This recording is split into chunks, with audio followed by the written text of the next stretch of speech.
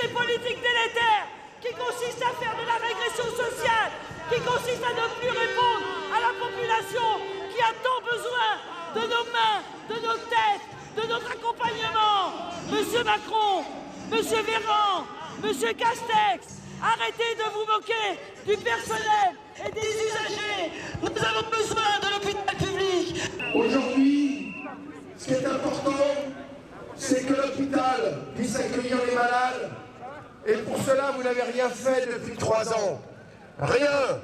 Macron, si tu savais, tes efforts ouvront la mer. Parce que depuis des années, les soignants le disent, il faut des moyens humains et financiers pour que l'hôpital public et le système de santé puissent tenir dignement, pour que vous puissiez travailler dignement et pour la dignité de toute la population et de tous les patients. Et ça, vous le disiez bien avant la pandémie. Ce qui donne aujourd'hui une situation absolument catastrophique.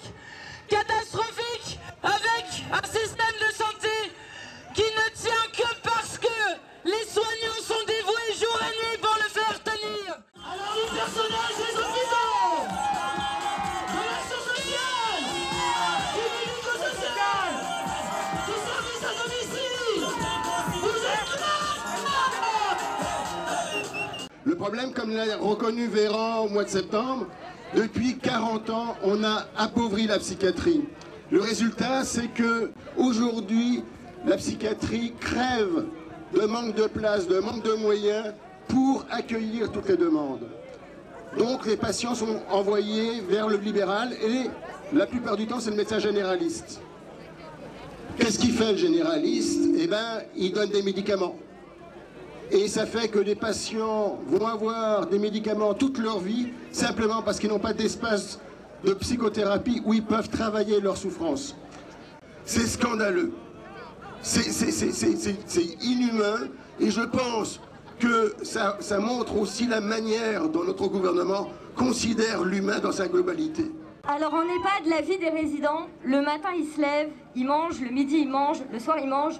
Tout le reste du temps, c'est de la vie sociale, c'est du vivre ensemble. Et nous, notre métier en tant qu'animateur, c'est de favoriser ce vivre ensemble.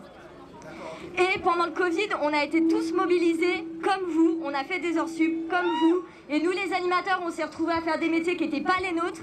Des métiers pour lesquels on n'était pas formés, mais on a aidé nos collègues. Et entre-temps, il fallait qu'on continue à favoriser la vie sociale. Parce que comme vous savez, c'est une période qui a été très compliquée pour les personnes âgées, qui ont été privées de la visite de leur famille. Et on sait à quel point c'est essentiel pour eux.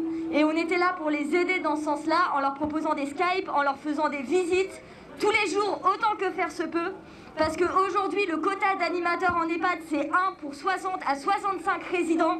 Alors imaginez pendant le confinement, comment un animateur pouvait aller voir une cinquantaine, une soixantaine de résidents, c'était impossible. Mais on a fait de notre mieux, quitte à faire des heures sup, quitte à partir tôt de chez nous, rentrer tard chez nous, parce que c'était essentiel, comme les soins que vous leur faites au quotidien avec eux. Et nous, c'est ce qu'on revendique, une meilleure valorisation de notre métier, une meilleure reconnaissance de notre métier. Et lorsqu'il y a des augmentations de salaire, lorsqu'il y a le Ségur, bah on a été oubliés comme de nombreux métiers. Nous aussi, on a été oubliés. Donc, on veut juste que vous pensiez à nous, parce qu'aujourd'hui, la vie sociale et l'animation, c'est un besoin vital. Voilà, moi, je voudrais prendre la parole pour tous les animateurs.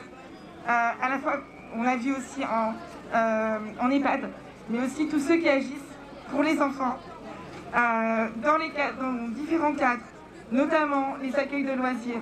Et c'est un secteur qui est extrêmement sinistré, encore plus là avec la situation sanitaire. On a un protocole qui change régulièrement, presque quotidiennement, et on fait le maximum sur le terrain, alors que, on va dire que dans le temps normal, on a déjà beaucoup de turnover, on est déjà très très précarisé. Là, on se donne à fond mais on a beaucoup d'arrêts de maladie, on a des gens qui sont épuisés, et c'est au détriment des enfants. Et notamment aussi des enfants en situation de handicap, parce qu'on nous demande de plus en plus de choses à faire, et d'accueillir des enfants, parfois très différents, et qui ont des besoins spécifiques. Voilà.